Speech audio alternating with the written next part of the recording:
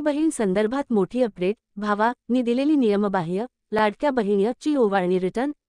अशी होणार अर्जांची तपासणी. नियमात नसलेल्या महिलांकडून सरकार लाडकी बहीण योजनेतून दिलेले पैसे परत घेणार का? या प्रश्नावर महिला बाल कल्याण मंत्री आदिती तटकरे यांनी दिलेलं उत्तर अनेक बहिणींसाठी महत्त्वाचं आहे. कारण यापूर्वी सर्व निकष तपासूनच पैसे दिलेत किंवा एकाही बहिणीकडून पैसे परत घेतले जाणार नाही असं म्हणणाऱ्याच्या भूमिकेत बदल झाला असल्याचे पाहायला मिळत आहे. राष्ट्रवादीचे नेते छगन भुजबळांनंतर आता अर्थमंत्री अजित पवार यांनीही निकषात न बसणाऱ्या महिलांना आपले अर्ज मागे घेण्याचे आवाहन केले आहे. भुजबळांनी तर निकषा न बसणाऱ्या महिलांकडून दंडासह रक्कम वसूल करण्यात येणार असल्याचा इशारा दिलाय. मात्र सरकार आता चलनाद्वारे पैसे परत घेऊ लागलंय. निवडणुकीआधी सर्वच अर्ज निकष तपासून मंजूर झाल्याचे संजय शिरसाट यांनी म्हटलं होतं.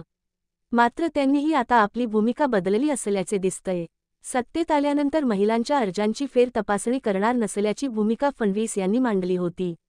मात्र आता 5 चाचण्याद्वारे लाडक्या बहिणींना पास व्हावं लागणार आहे. कशी होणार लाडक्या बहिणींच्या अर्जाची तपासणी? बघा यासंदर्भातील स्पेशल रिपोर्ट पाहण्यासाठी चॅनेलला सबस्क्राईब करा आणि जास्तीत जास्त शेअर करा.